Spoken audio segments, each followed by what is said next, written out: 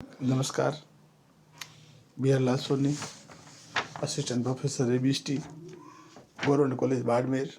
आज अपन BCom first year section A and B accounting paper first financial accounting का unit second में जो गैर व्यापारिक संस्थाओं के लाभ आनी है उसके अंदर कल अपन ने पढ़ा था receipt and payment account.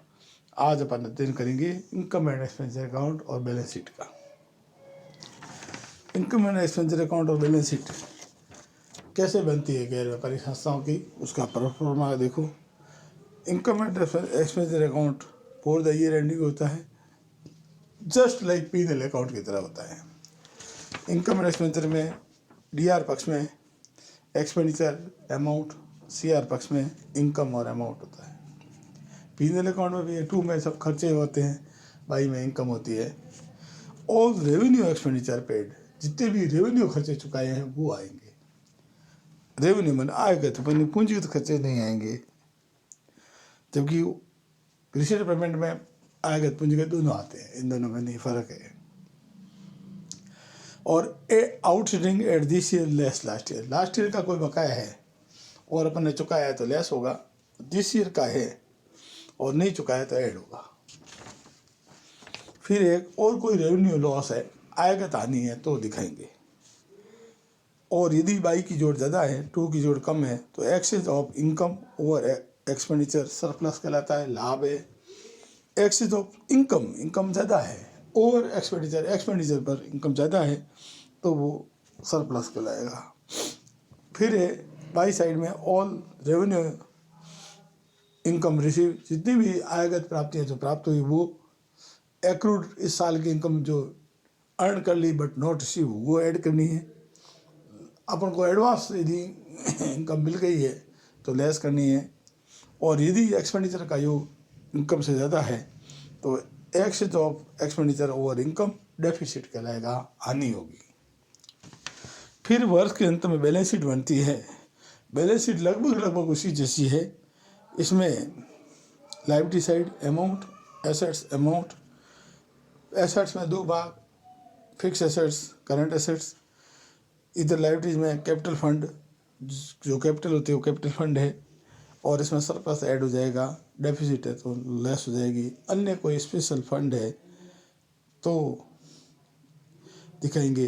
Unearned income है, रिसीव्ड एडवांस इनकम है वो दिखाएंगे लायबिलिटीज में।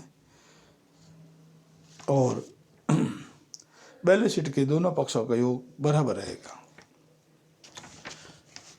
तो आज अपन ने किस बात का अध्ययन किया? गैर व्यापारिक संस्थाएं ऐसी संस्थाएं जिसका उद्देश्य लाभ कमाना नहीं होता है, उनके जो मुख्य खाते होते हैं कौन कौन से लिखे होते हैं। पहला रिसीट एंड पेमेंट अकाउंट था, जस्ट लाइक कैश बुक की तरह था। उसमें आयगत पूंजीगत प्राप्ति और भुगतान का दिखाया जाता है। अब आता है इनकम एंड एक्सपेंडिचर अकाउंट। ये जस्ट लाइक P&L अकाउंट की तरह होता है। इसमें 2 में एक्सपेंडिचर, जितने प्रकार के खर्चे हैं और खर्चे आयगत लेते हैं। इनकम भी आयगत प्राप्तियाँ लेंगे, कैपिटल नेचर की होंगी। ऐसे नहीं कि सेल ऑफ बिल्डिंग तो नहीं आएगी, कैश बुक बता जाएगी, इसमें नहीं आएगी। फिर है ऑल रेवेन्यू एक्सपेंडिचर पेड, जीता चुका है। Outstanding at this year, outstanding last year. और कोई रेवेन्यू लॉस है तो। और यदि इनकम का जोड़ ज़्यादा है, एक्सपेंडिचर का जोड़ कम है तो सरप्लस कहलाएगा। सरप्लस को ऊपर लिखेंगे excess of income over expenditure. Excess of income, income excess है ओवर उन पर, एक्सपेंडिचर से इनकम ज़्यादा है तो सरप्लस है। और इसका उल्टा हो जाए excess of expenditure over income तो डेफिसिट कहलाएगा, हानि कहलाएगी।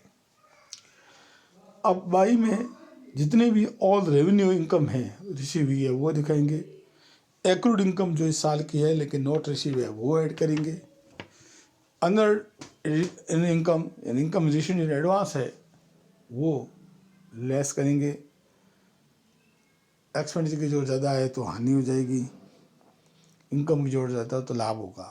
हानि को डेफिसिट कहते हैं, लाभ को सरप्लस कहते हैं।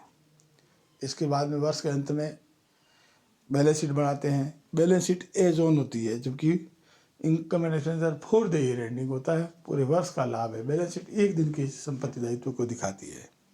बैलेंस शीट में लायबिलिटी साइड में कैपिटल फंड, इसमें सरप्लस ऐड होगा, डेफिसिट लेस होगी। अन्य कोई स्पेशल फंड है तो वो दिखाना, अनअर्न्ड इनकम वो दिखानी। फिक्स एसेट्स, ये एसेट साइड में fix asset, current asset. Fix asset में बिल्डिंग है, लैंड एंड बिल्डिंग है, फर्नीचर है, कंप्यूटर है। और current assets cash in hand, cash at bank है, ये सब दिखाएंगे। एक्रूड इनकम है, ये सब ही। और बैलेंस शीट के दोनों पक्षों का योग बराबर आएगा। ये अपन ने देख लिया।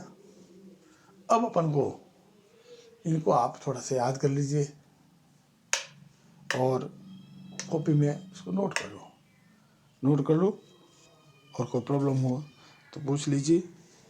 धन्यवाद। को फ़ोन भी पूछ सकते हैं।